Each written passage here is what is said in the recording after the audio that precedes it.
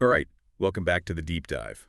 You guys sent in some really interesting stuff this week, Mhm. all centered around a theme that I think we all kind of intuitively get, but the science of it is maybe more complicated than we realize. Basically, it's about how much our surroundings, our physical environment actually affect how well we think and learn. And we're going to be digging into a really cool paper called Effects of the Physical Environment on Cognitive Load and Learning. Yeah, this is gonna be fun. I mean, it seems pretty obvious, right? That like our environment affects us, but the how is super interesting. But before we jump into all that, maybe we should do like a super quick recap on cognitive load theory, just so everyone's on the same page. So basically, think of your working memory, that part of your brain that you use for like right now kind of stuff. Think of it as having limited space, especially when you're trying to learn something new. Oh, so it's like you can only juggle so many things at once before you drop something. Exactly. And that's where your long-term memory comes in. Think of it as like this massive library where all your past experiences and knowledge are organized into these neat little packages we call schemas.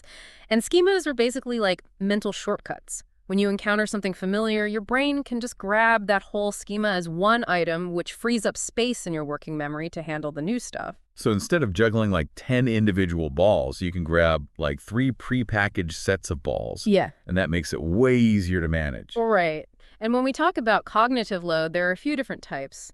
There's intrinsic load, which is just how complex the thing you're trying to learn is. Like, you can't really simplify quantum physics without, well, making it not quantum physics anymore. Yeah, some things are just inherently difficult no matter how you slice it. Exactly. And then you have extraneous load, which is like the mental clutter caused by bad teaching or like a poorly designed textbook or presentation, confusing diagrams, distracting animations, all that stuff.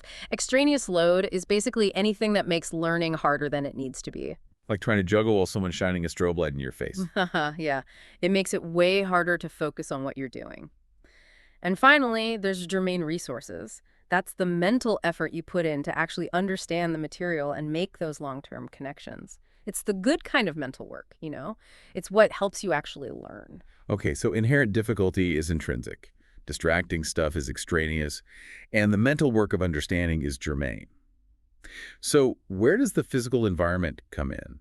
I mean, cognitive load theory usually focuses on the learner and the task, right? Like how much you already know about something and whether you're, say, memorizing facts or solving a problem. Right, and that's what makes this paper so cool. It basically says, hey, what about the physical space you're in? Does that affect how well you learn? Like, does it matter if you're studying in a quiet library versus a busy coffee shop? Or if you're in a brightly lit room versus a dimly lit one? Exactly. And the research suggests that, yeah, it totally matters. So that's what we're diving into today. How does the world around us, like the actual physical stuff, affect cognitive load and ultimately how well we learn? Right.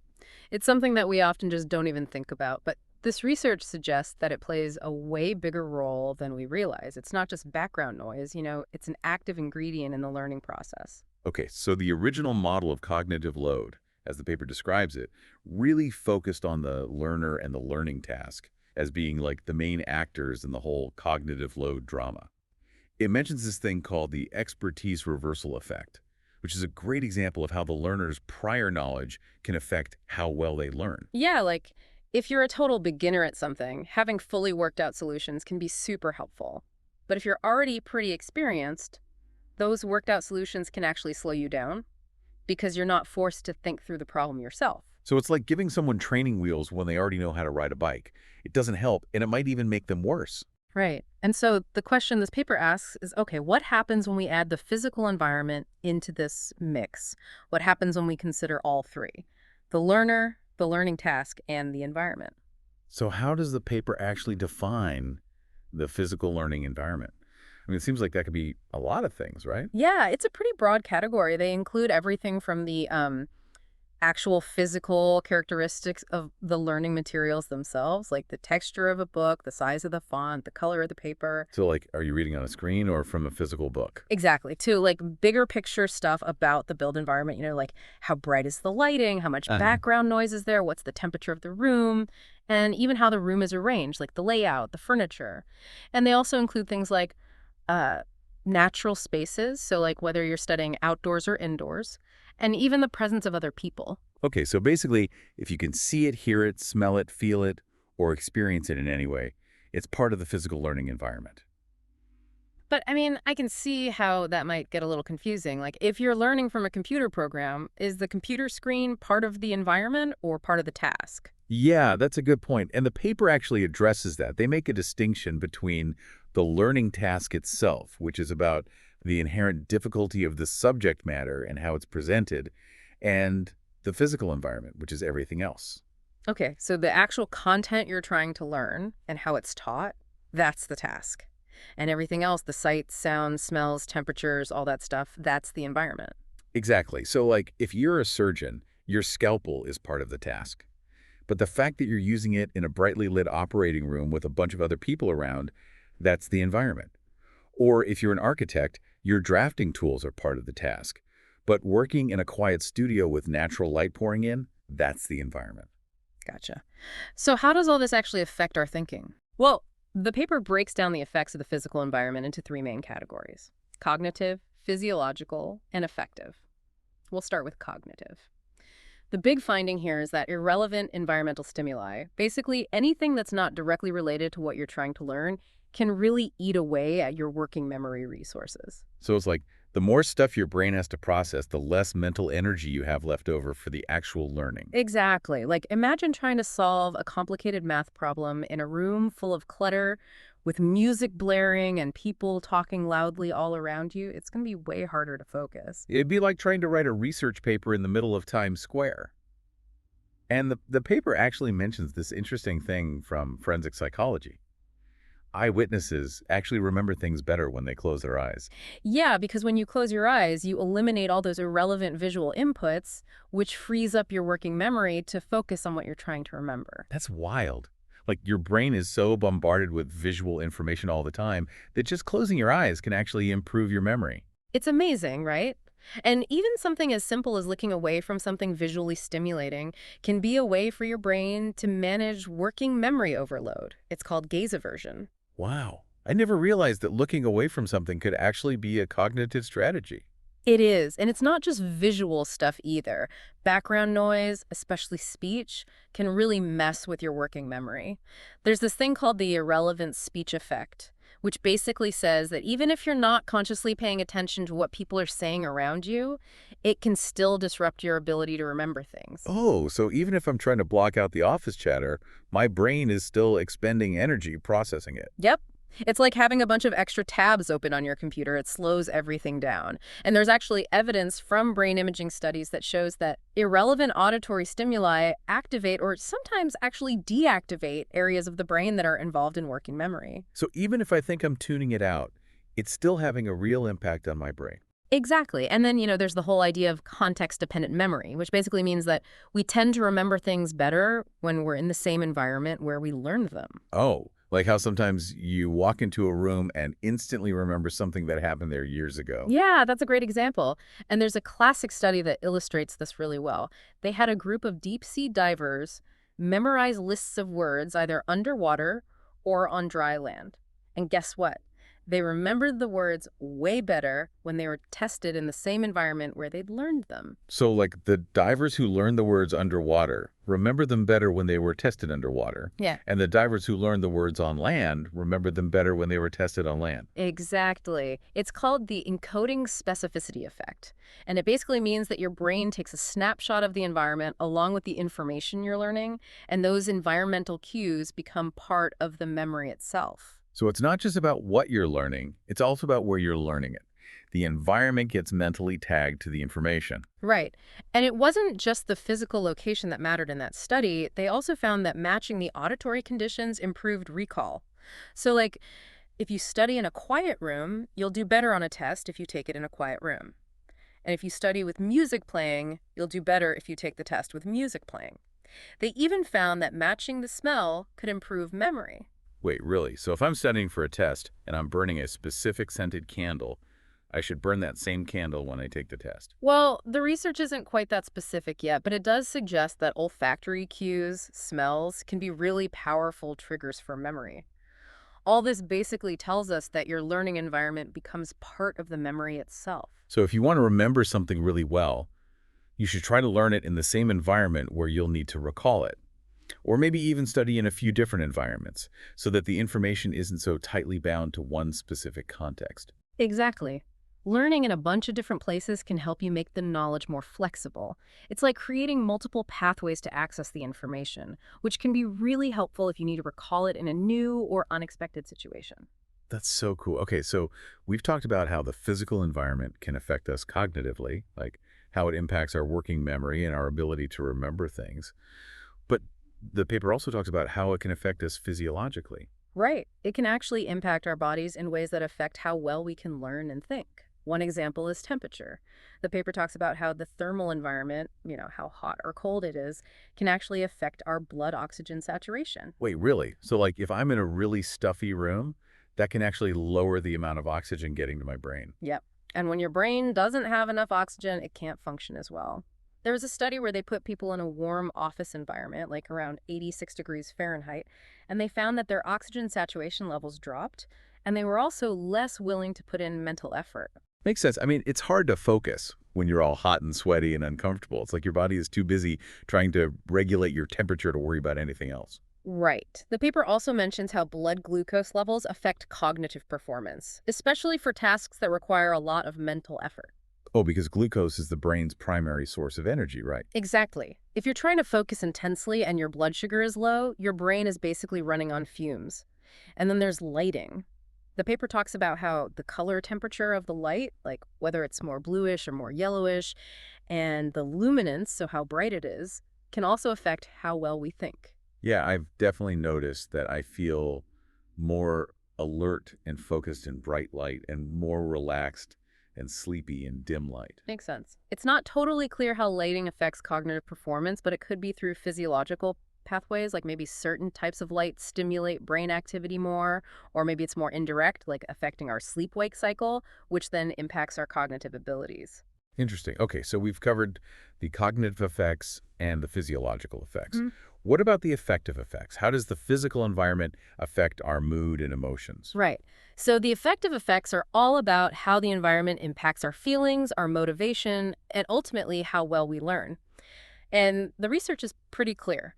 A positive physical learning environment can make a huge difference. So, like if you're studying in a comfortable, well-lit room with a nice view, you're probably going to be in a better mood, and that's going to make you more motivated to learn. Exactly. A good environment can boost your mood, your motivation, and even your learning.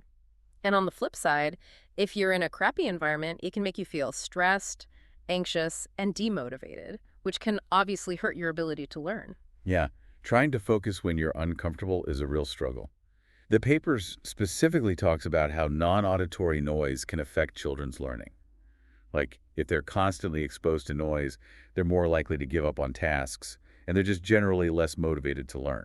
Right, and the constant noise can really contribute to feelings of helplessness, which is definitely not conducive to learning. So, peace and quiet are good for kids. Who would have thought? Uh-huh, yeah. But beyond just noise, there are all these other subtle ways that the environment can influence our feelings and how we think.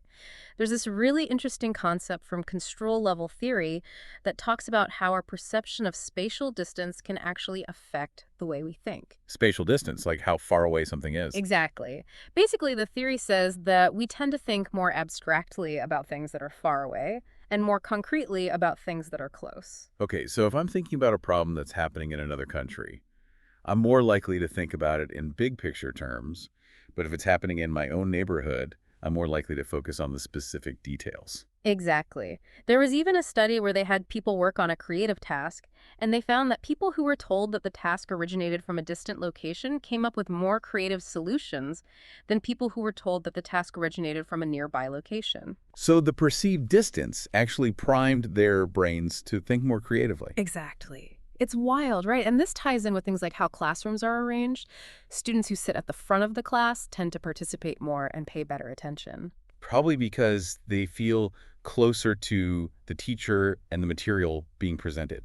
Like they're literally and figuratively more engaged. Right. And it's not just about the physical space itself either. Even the symbolic meanings we associate with certain physical features can have an effect. Symbolic meanings? What do you mean? Well, the paper uses the example of wearing a lab coat. Just the act of putting on a lab coat can actually improve people's performance on certain cognitive tasks. So it's like the lab coat primes them to think more scientifically and analytically, almost like a mental uniform. Exactly. It's sometimes called enclothed cognition, Hmm. the idea that what we wear can actually affect our cognitive processes. Okay, so we've got all these cognitive, physiological, and affective effects of the physical environment. How does this all tie back to cognitive load theory? Well, it all comes down to how we manage our limited cognitive resources. If you're in an environment that makes you feel stressed or anxious or that's just generally unpleasant, you're going to be less able to focus on the task at hand, and that's going to increase your cognitive load. Right, because some of your mental energy is going towards dealing with the negative emotions and discomfort instead of being focused on the learning task itself. Exactly. Your emotional state is like a gatekeeper for your cognitive resources. If you're feeling good, the gate swings open and you can access those resources more easily. But if you're feeling bad, the gate starts to close and it becomes much harder to focus and learn. It's like the difference between trying to run a marathon when you're well rested and hydrated versus trying to run it when you're exhausted and dehydrated. You're just not going to perform as well.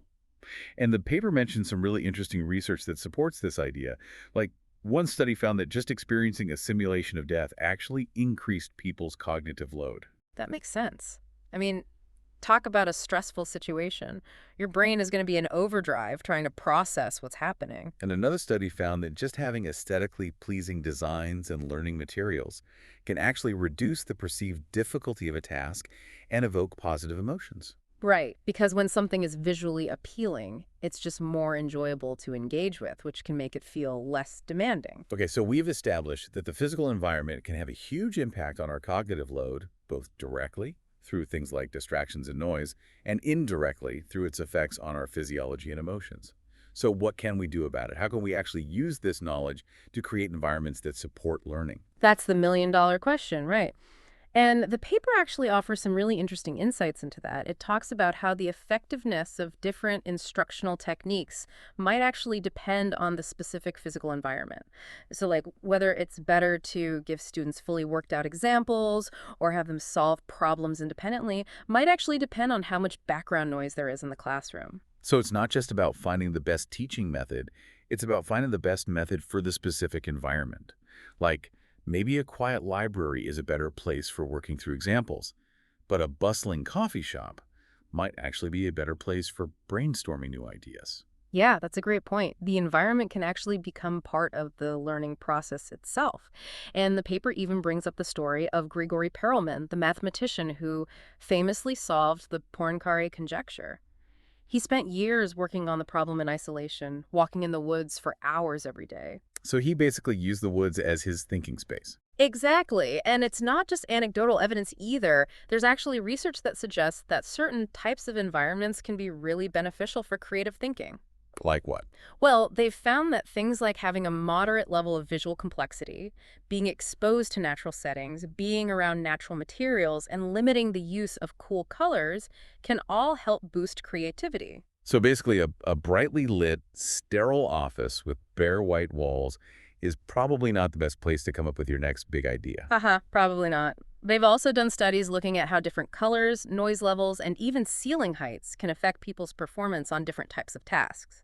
Like one study found that blue lighting and moderate noise levels actually enhance people's performance on creative tasks, while red lighting and lower noise levels were better for tasks that required attention to detail. Wait, so a blue room with some background noise is better for brainstorming, but a red room with quiet is better for proofreading. That's what the research suggests.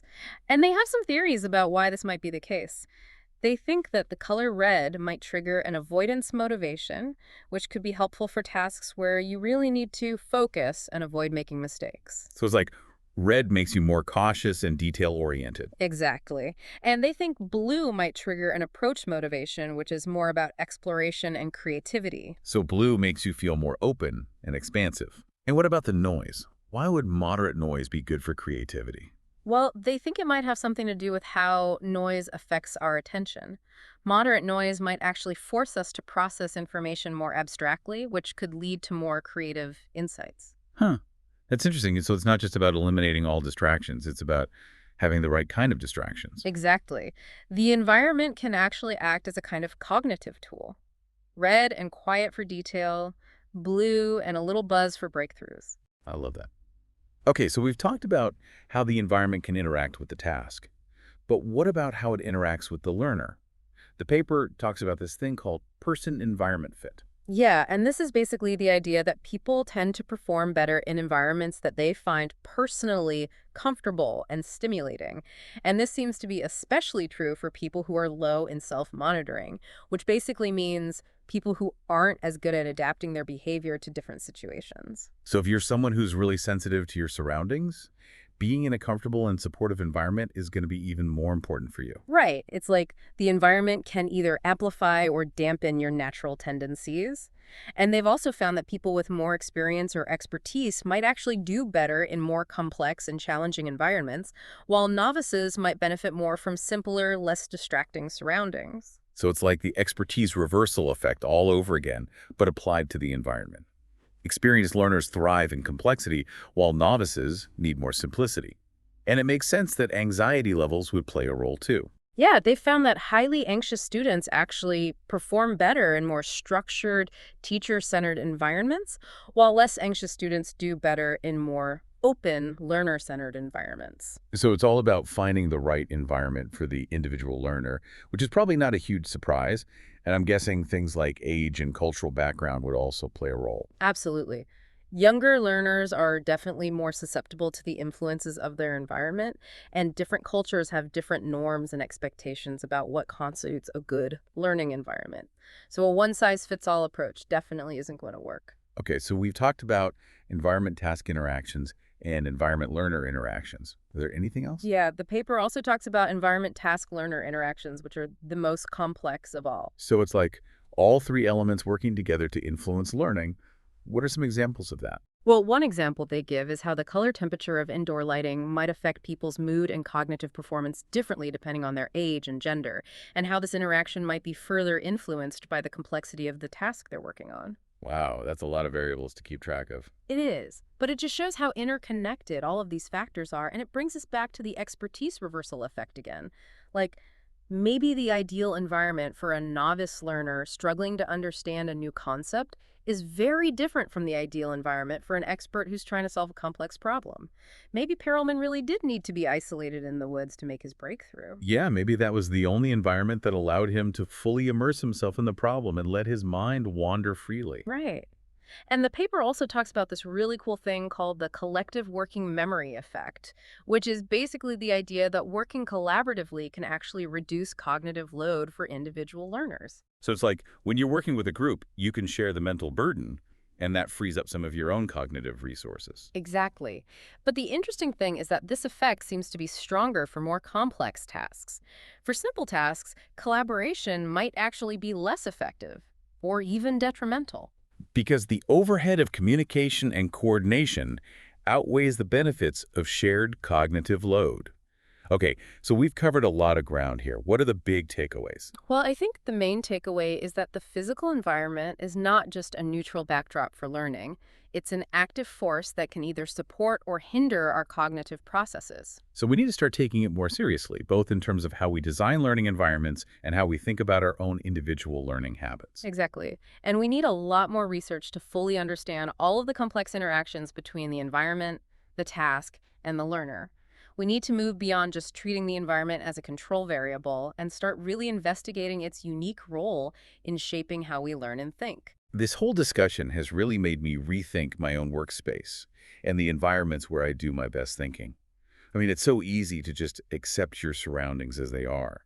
But now I'm starting to think more critically about how they might be affecting my focus, my motivation, even my creativity. I'm glad to hear it. That's the whole point of this deep dive, right? To get people thinking more critically about the environments they inhabit and how those environments might be affecting them both positively and negatively. Exactly. And it raises a really big question. If we know that our surroundings have such a profound impact on our minds, how can we intentionally design environments that optimize learning, creativity, and well-being? That's a great question to leave people with because it's not just about individual choices, it's also about how we design our schools, our workplaces, our public spaces. Exactly.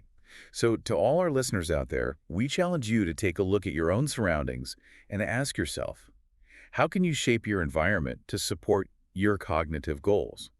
And how can we, as a society, create spaces that truly nurture learning, creativity, and well-being for everyone? That's a fantastic challenge. And that's all the time we have for today. Thank you so much for joining us on this deep dive. Until next time, keep thinking critically about the spaces you inhabit, because they might be doing a lot more thinking than you realize. Well said. All right, that's it for this week's Deep Dive. We'll see you next time.